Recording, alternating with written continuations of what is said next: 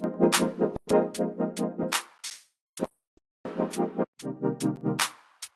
morning, and thank you for joining us. It's going to be a few minutes before we get going. We're just giving it a minute for people to join.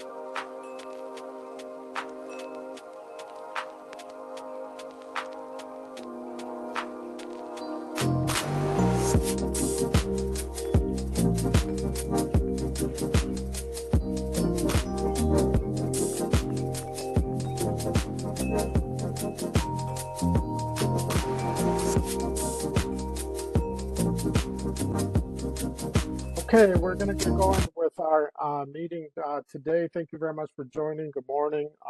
Today we're uh, going to be discussing the closeout process for the 2025 program year. As we all know, Illinois Works executes a very orderly closeout process to ensure the accuracy of our data and to ensure that we can then get going with the new program year in 2026.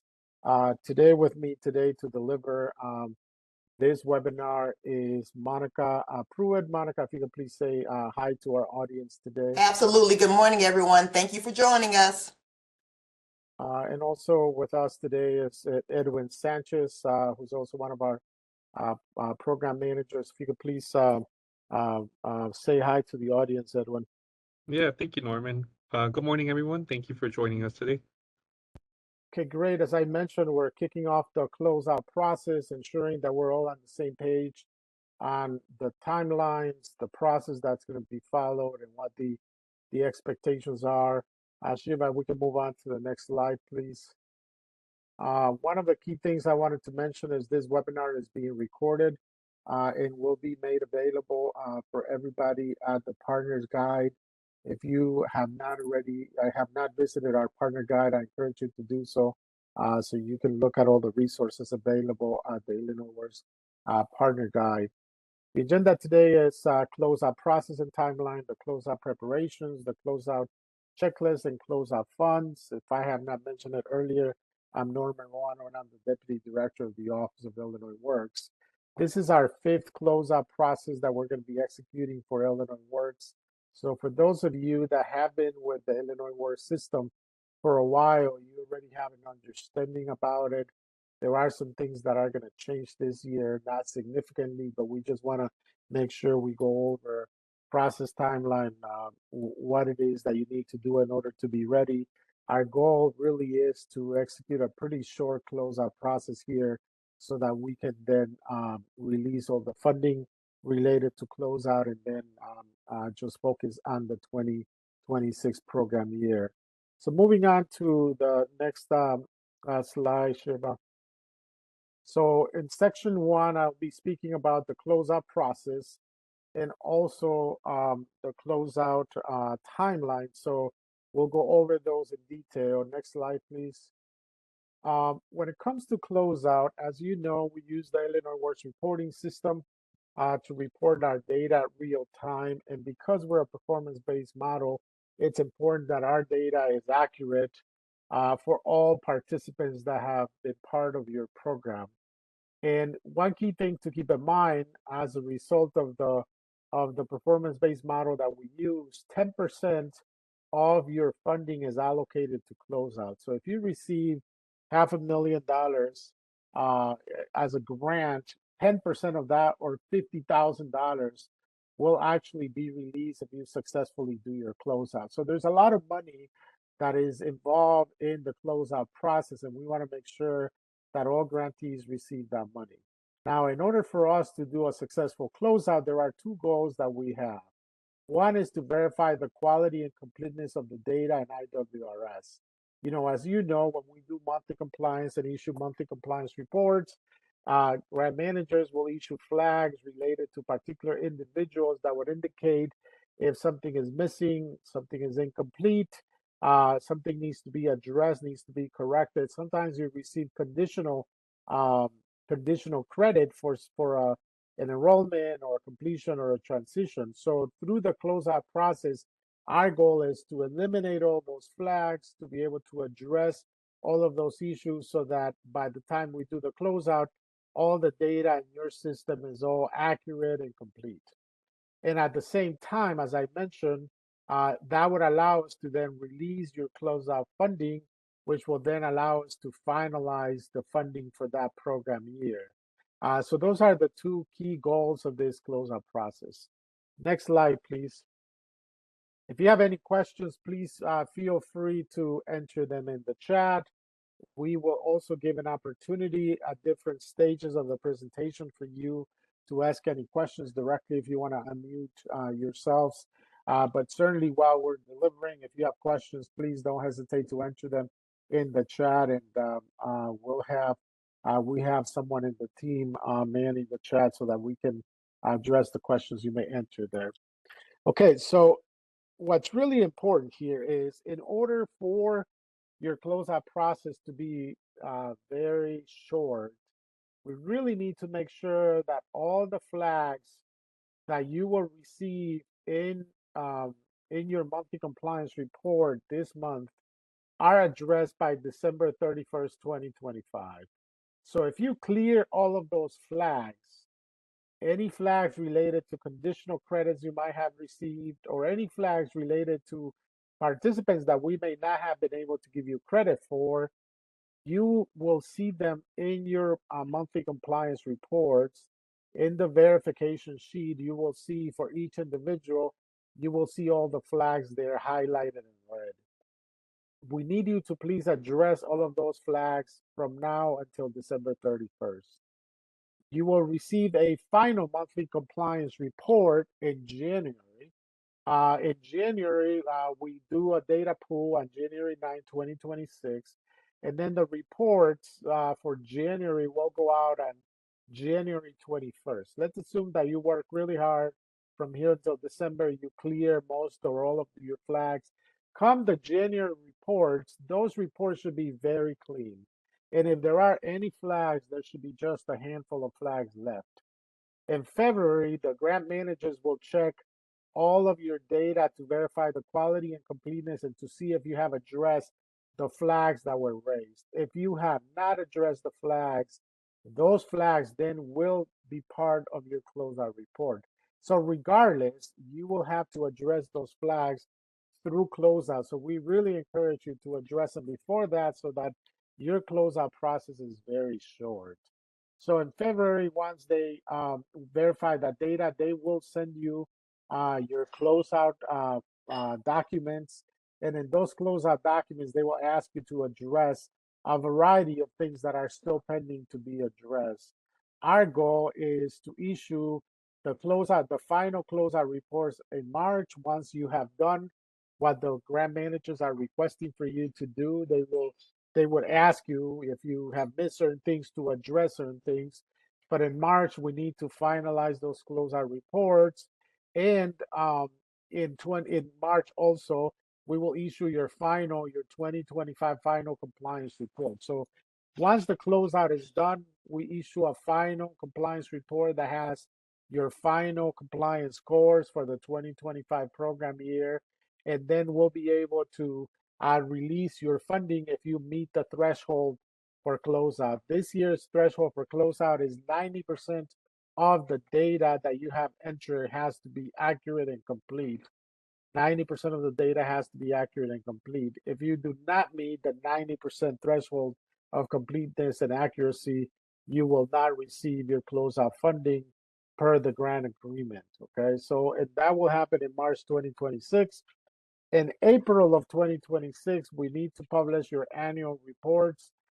We are required by law to publish annual reports for all of your programs. Those annual reports are published on our website, on the program's website for the public to see. So I really encourage you to go through this process, closeout process successfully, because anybody can go to our website and see how your organization as a grantee has performed in each of the years and the success that you had in not only enrolling but also graduating and then transitioning people.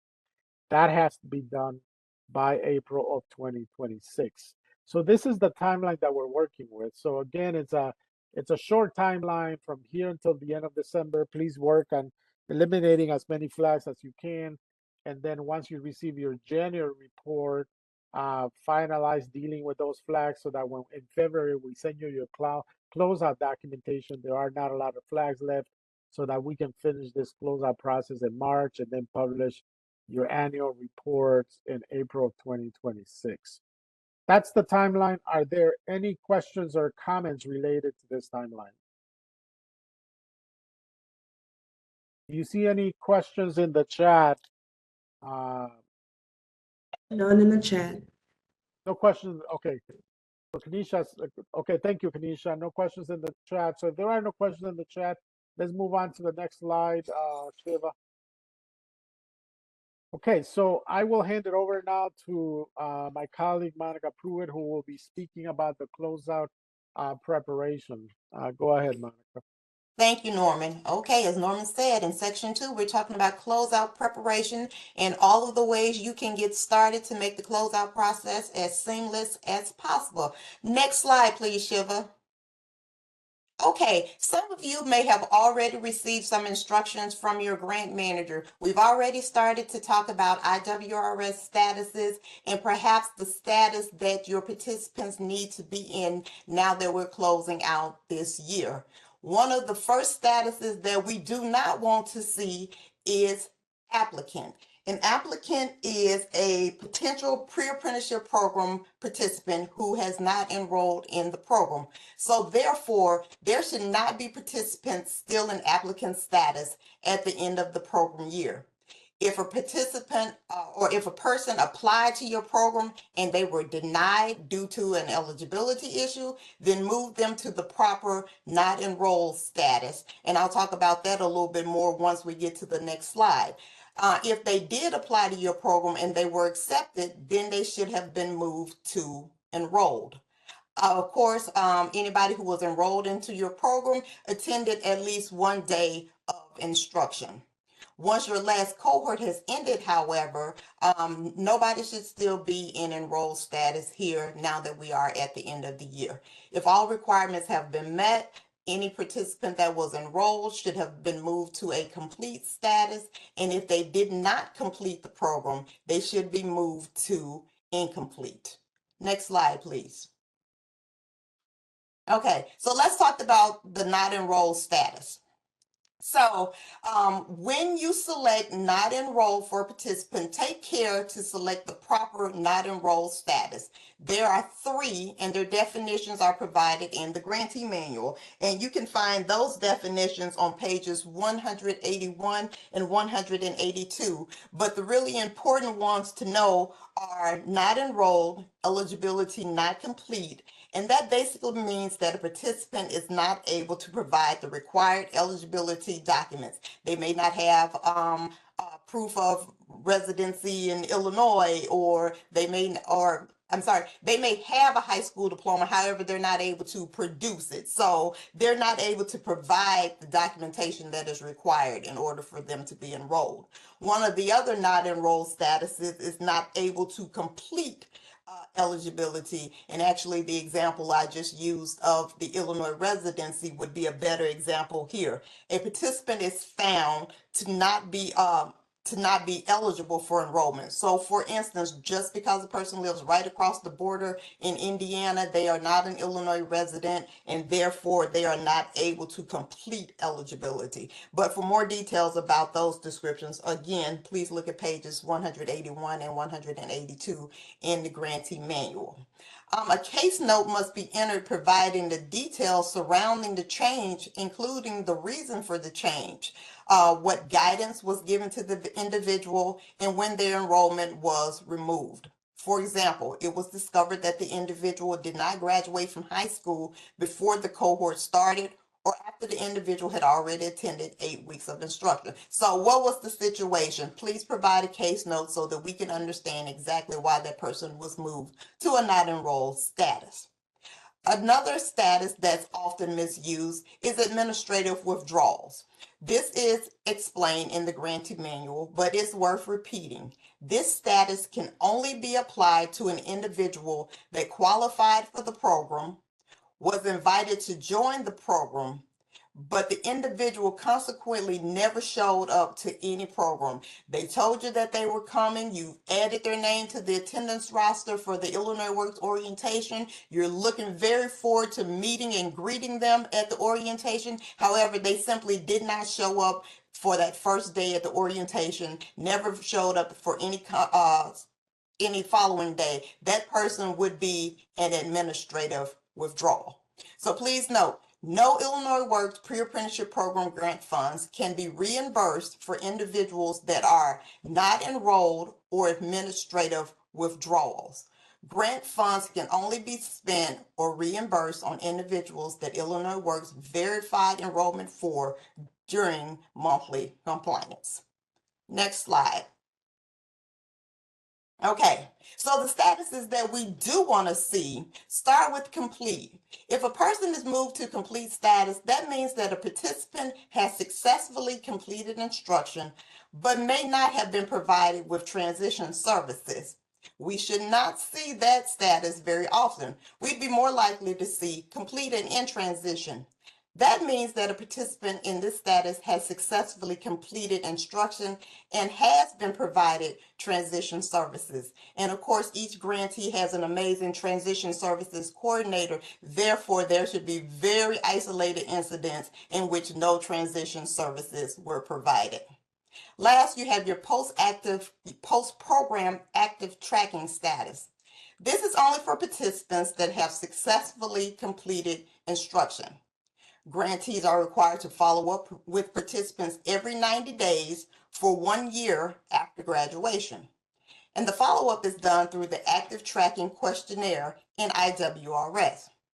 Completion of an active tracking questionnaire will trigger the change to the post-program active tracking status. So if you've ever noticed that a person completed, you put them in completing transition status, and you went back later on and you saw, oh my God, what happened? They're now in the post-program active tracking status. That means that you did exactly what you were supposed to do, and then within that first 90 days, you completed at least one active tracking questionnaire in IWRS. So keep up the good work. All graduates of the Illinois Works Pre-Apprenticeship Program are expected to have a transition document uploaded to IWRS. This is not reflected in these statuses. However, it will be checked during closeout. So we will be looking for transition documents. And while the ultimate goal is that these participants apply for and enter into USDOL registered apprenticeship programs, transitions can also be alternative construction, meaning that maybe a person did not enter a DOL wrap, but they are working in the construction industry, or they could even have a secondary transition. Maybe they decided after all that construction was not for them, and they decided to move on to higher education and have decided to transition to college. So we would be looking for a transition document showing that they enrolled into the local college or whatever the situation may be. But we will be looking for transition documents during closeout. Next slide.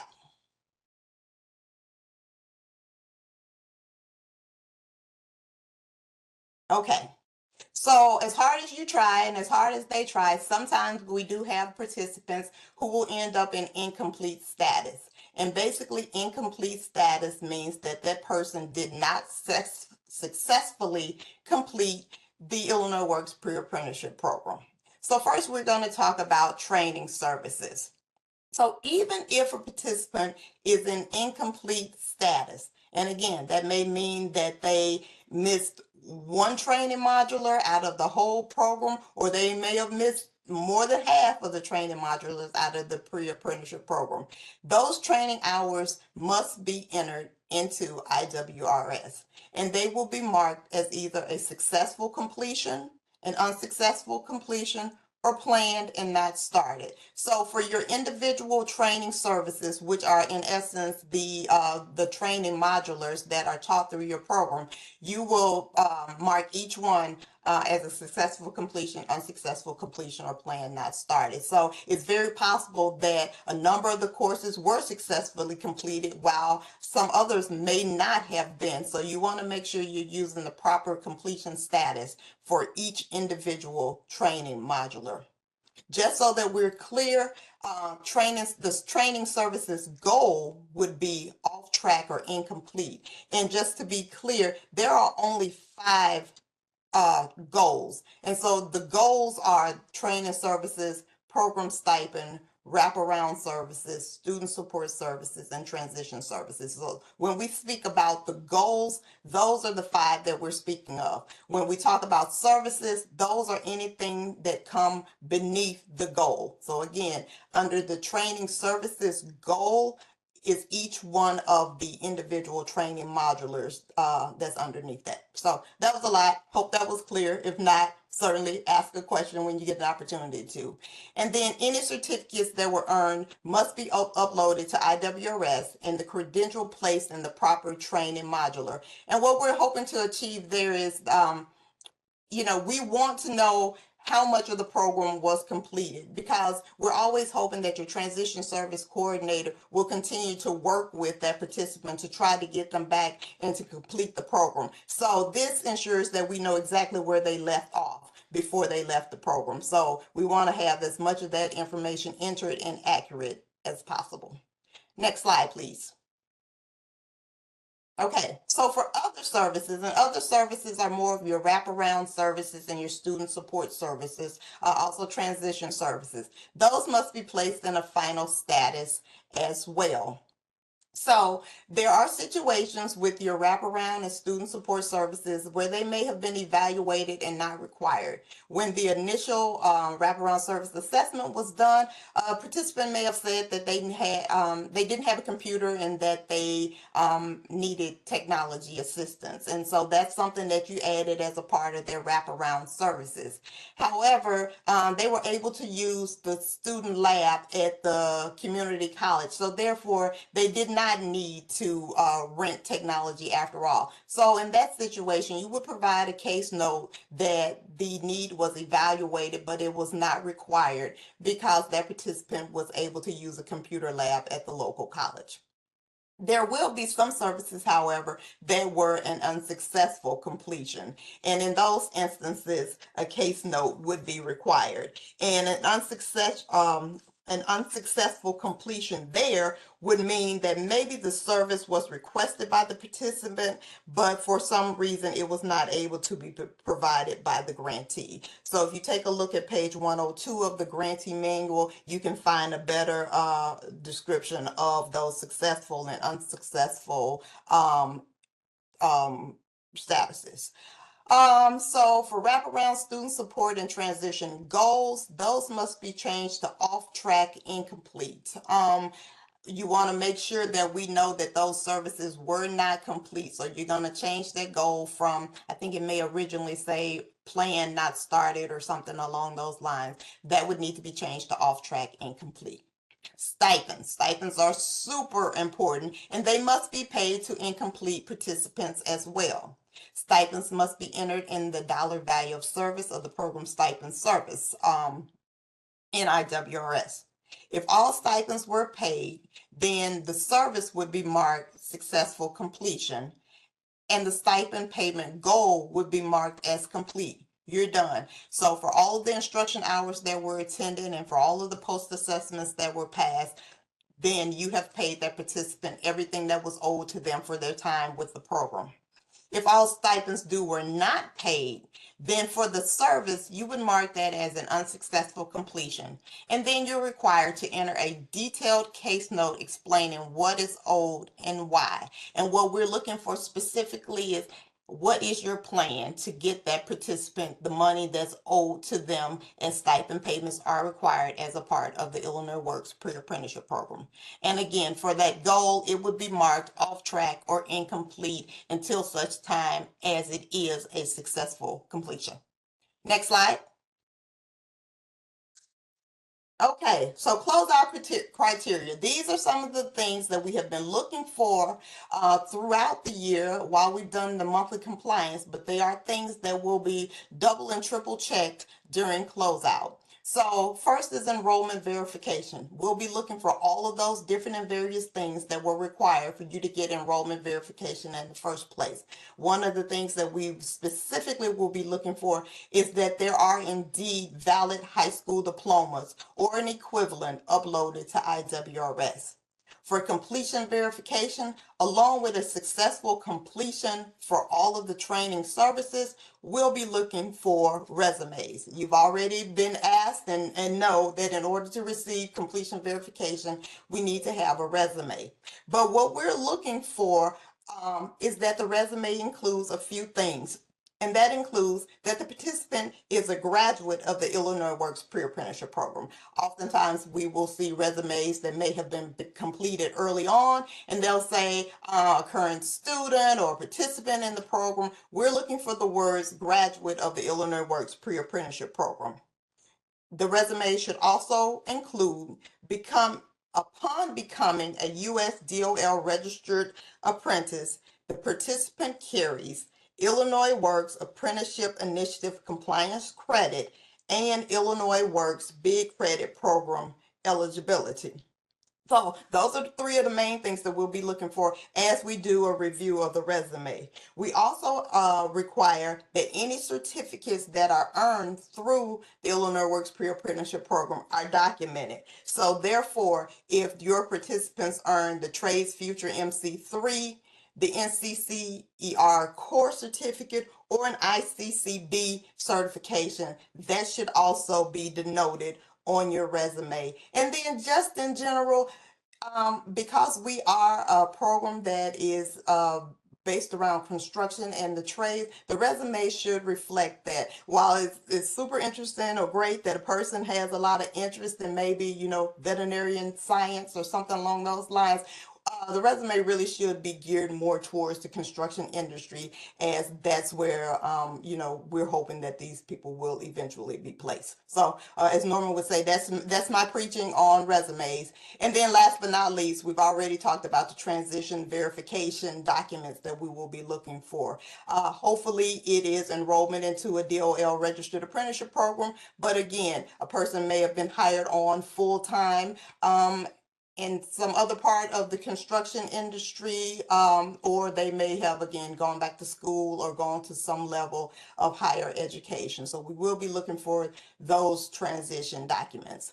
As far as eligibility documentation is concerned, grantees are required to verify participant eligibility, and that means that that person is over the age of 18 unless they are a part of a high school-based program, that they are a resident of the state of Illinois, that they have a high school diploma or an equivalent, and of course that they have an interest in construction and the trades. So that documentation must be uploaded to IWRS, and obviously a driver's license or a state ID is ideal, as it already includes the name, the address, and the birth date for that person. But there are some other documents that may be used, including, for instance, a birth certificate or something along those lines, even though a separate piece of documentation would be required to prove the Illinois residency. We will be looking for participant satisfaction surveys for at least, the number may change, stay tuned for more guidance, but I believe at this moment it's 75% of all completions must have completed a participant satisfaction survey, and that is per cohort.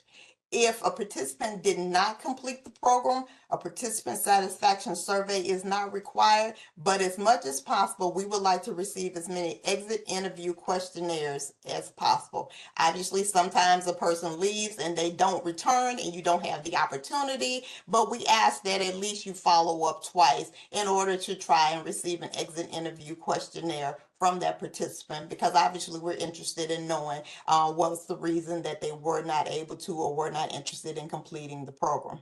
Attendance rosters. Every month we look at attendance rosters. We continue to look at attendance rosters through the closeout process. Please make sure that those rosters are signed by the instructor, that they are signed by the program administrator, that there is one attendance sheet for each training modular, and make sure that makes sense. That's the most I can ask as far as the attendance rosters are concerned. And then last but not least, I made mention earlier of the active tracking questionnaire. If a participant has graduated more than 90 days in advance of closeout, there should be at least one active tracking questionnaire completed and entered into IWRS. That way we know that we are keeping up with those participants like we are required to for at least 1 year after they complete the program. This is also an opportunity for you as the grantee to see if they've moved on to a registered apprenticeship program or some other construction job. That's another opportunity for you to earn another transition credit. So it behooves you to actually keep up with those participants and see what they're doing, because that could actually mean greater reimbursement for you as the grantee. So make sure those active tracking questionnaires are being completed as well. Next slide, please, which I think may be questions. Oh, nope. Okay, so there's one thing new. Norman mentioned that there would be some new requirements this year. And one is that we are looking to document our successful graduates. There are many, many successful graduates of the Illinois Works program,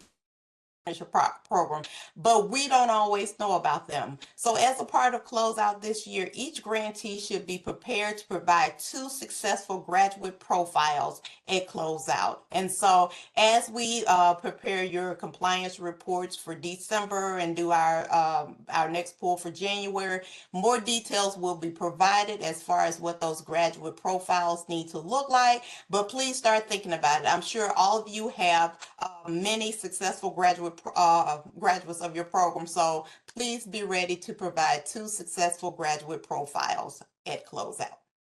And now I think we might be ready for questions. Next slide. Okay, You have no questions in the chat, though. fantastic. Thank you. No problem. Mhm.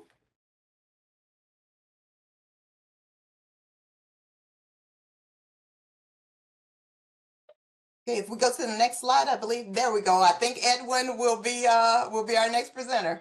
Yep, thank you, Monica. Appreciate it.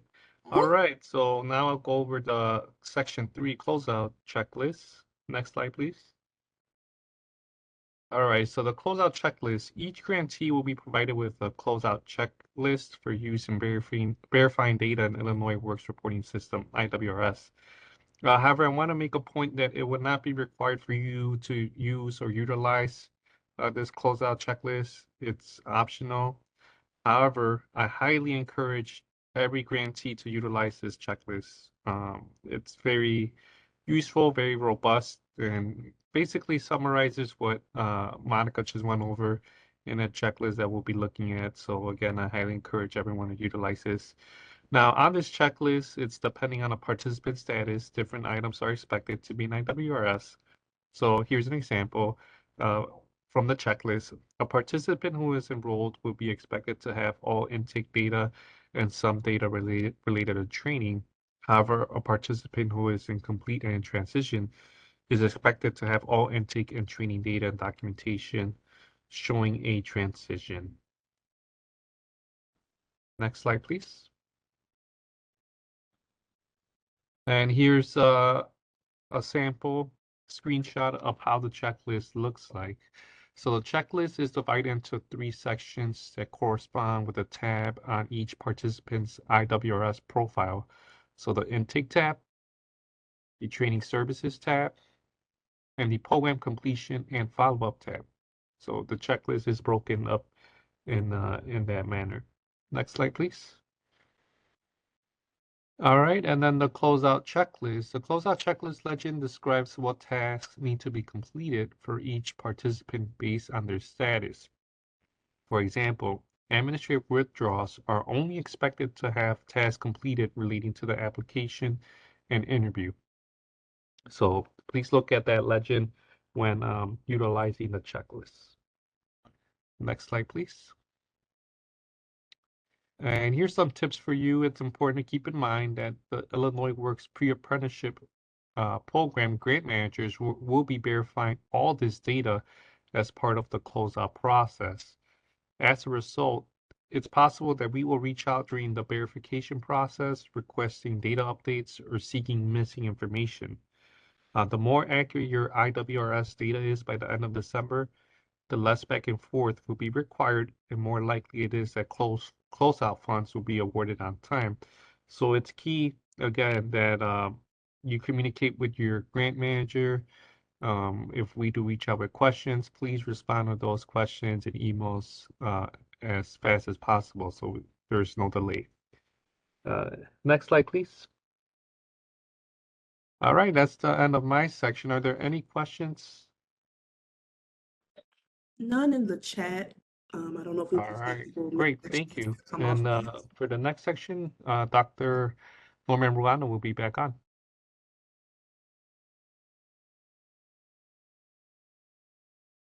Okay, great. Thank you, Monica and Edwin, for the presentation there. Moving on to the last section of this presentation, we're going to talk about closeout funds. As I mentioned earlier, it's imperative that we not only um, verify the accuracy and the completeness of the data in IWRS. We're a performance-based model, and we have to issue a variety of reports to the General Assembly, quarterly reports to the Illinois Works Review Panel. When we make a case for funding to renew the funding for Illinois Works, all of this data is used, and having accurate and complete data is very important for us, not only to do all those things that I mentioned, but we also do program improvement planning every year based on the data. And as importantly, as I mentioned, we have to publish a required annual report on our website related to your performance. We publish a report for each of our grantees. You can go to our website, the program's website, the Illinois Works Pre-Apprenticeship Program's website, and find all of the reports there that have been published on your organizations. So moving on to the next slide, Shiva. Okay, closeout funds. So it's important to understand that all of your grant agreements, if you look at your grant agreements, have a dollar amount allocated towards closeout. If you are an accelerator program, 20% of your funds are allocated towards closeout. So it's imperative that you really close this grant as successfully as possible, because there's a lot of money that is allocated to your closeout. If you're a standard track 2 or track 1 grantee, you have 10% of your funding allocated for closeout. And as I mentioned, if you got a $500,000 grant, that's $50,000 that is allocated at closeout. If you got a $550,000 grant, that's $55,000 allocated for closeout. So, unfortunately, unless you're able to successfully close out and meet the closeout thresholds, you will not be able to receive that funding. And that's a major impact on your program. So we really, really encourage you to work with us, work with the grant managers, with the timeline and the process that I described in section 1 to ensure that this money is released to your program after we finish the closeout process. Moving on to the next slide, please. Okay, so the closeout threshold for this year is 90%. That means that 90% of your data, of your required data in Illinois Works, needs to be accurate and complete.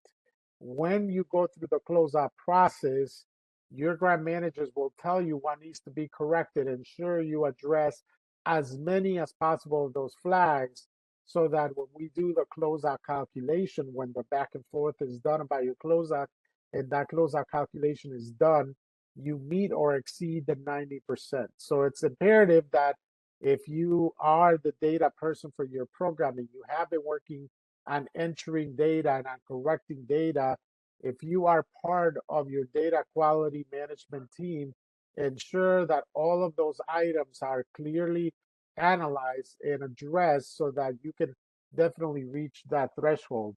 Um, it's important for to remind you that, if you're able to meet the 90% threshold and you receive a final closeout report that says, based on your closeout, you have unlocked $40,000 or $50,000 or $55,000 of your grant based on your closeout activities.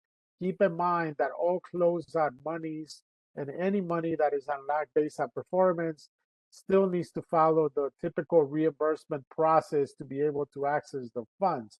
In other words, you need to have incurred expenses first, then you submit those expenses through the PFR process, submit the backup documentation to your financial grant managers, and then once they certify those expenses, they'll issue the payment through the Office of the Controller. So that's the way the you access your closeout funds. But again, we will not be able to release those funds unless you have met the 90% threshold for closeout. Moving on to the next slide. Okay, any questions about what we just discussed in terms of the closeout funds? You see any questions in the chat? None in the chat. I don't know if we want to give anybody an opportunity to come off mute though, and maybe. Sure, certainly. If you want to unmute yourself and ask any questions, you can certainly do that now. This is the end of our presentation. We are going to do an evaluation in a minute, but if you have any questions, we have a few minutes to be able to engage you with those questions. So any questions if you want to unmute yourself?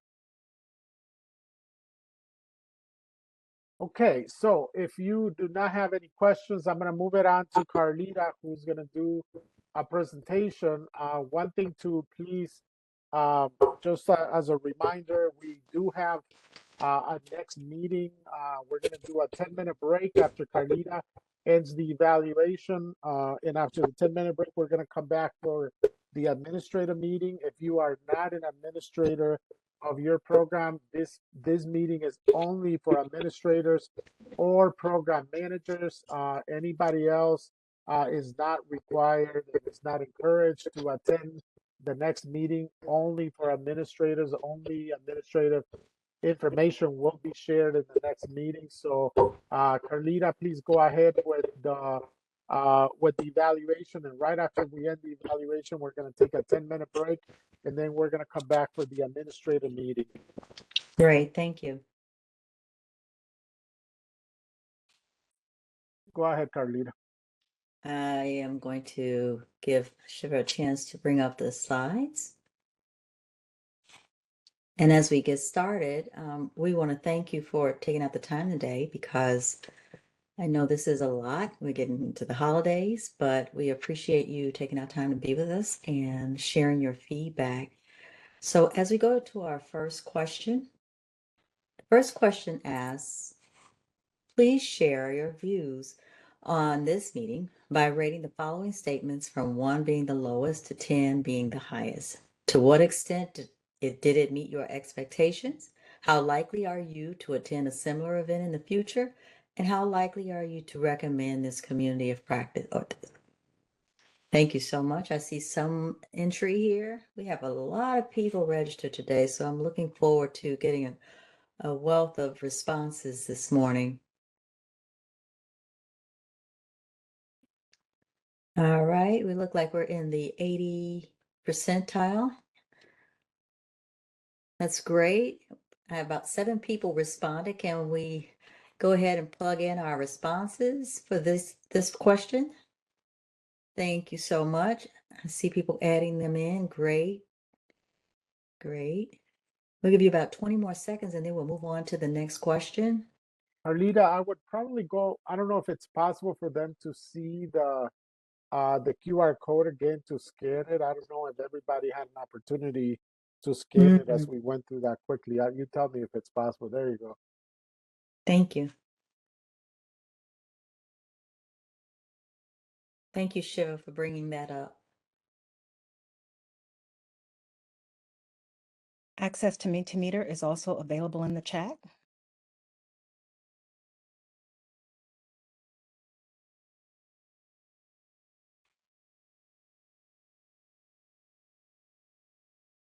Okay, great. It looks like we are probably around 13 people.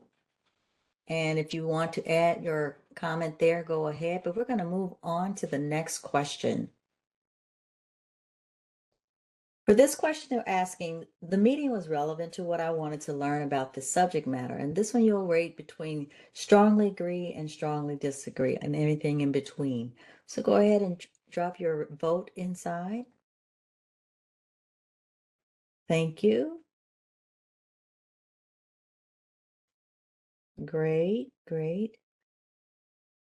I see more and more people adding in. That's great. Thank you.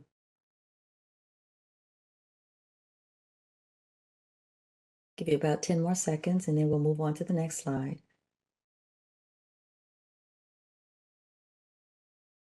Excellent, excellent.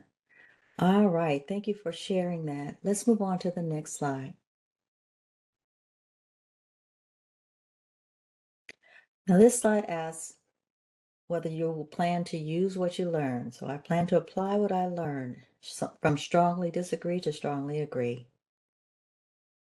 Thank you for sharing. Excellent. Thank you. Give you about a few more seconds. I think there are people who are still trying to plug in their vote. Great, great. Thank you for sharing. Let's move on to the next slide.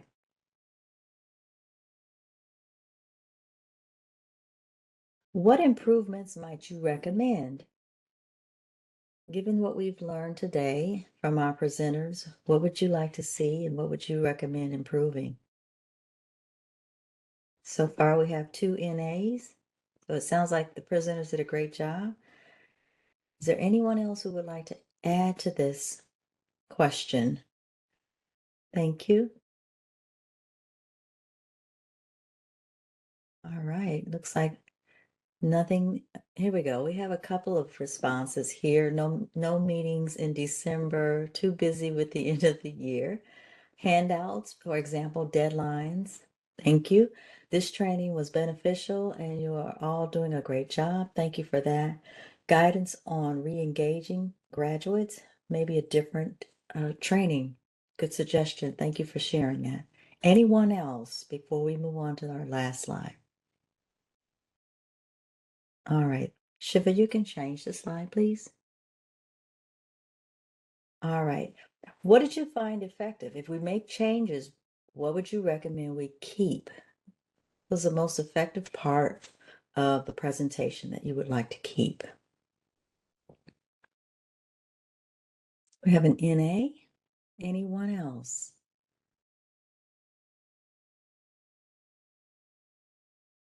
What would you like to keep? All of it was useful information, the timeline. Thank you, Dr. Ruano. Keep the timeline.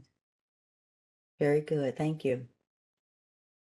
Anyone else would like to add to multiple presenters? The presenters, keep the presenters. All right. Keep the timeline and the checklist. Good. Anything else? All right. I'll give you about 10 more seconds. Keep the meetings short. 2 hours of meetings in one day is very hard to commit to. Split the meetings into 2 different days. Thank you for sharing that. And someone else said keep the duration. All right. Any last votes here before we move on? All right. Continue to provide examples and elaborating on the timeline and checklist. So I'm seeing a theme here with the timeline and checklist. Thank you for sharing that. All right, thank you so much. Let's see if this was our last slide. One more. Here we go. Is there anything else about this community of practice meeting you think we should know? Anything else we should know? Maybe we could touch on for the next time we do a closeout.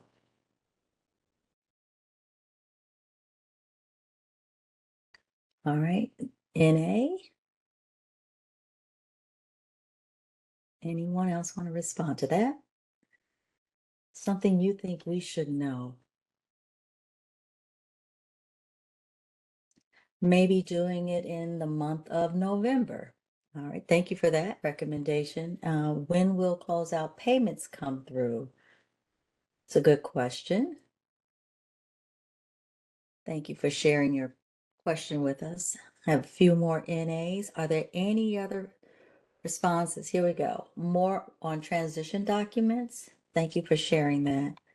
And here's another one. Maybe have a closeout process meeting for seasoned grantees and one for new grantees.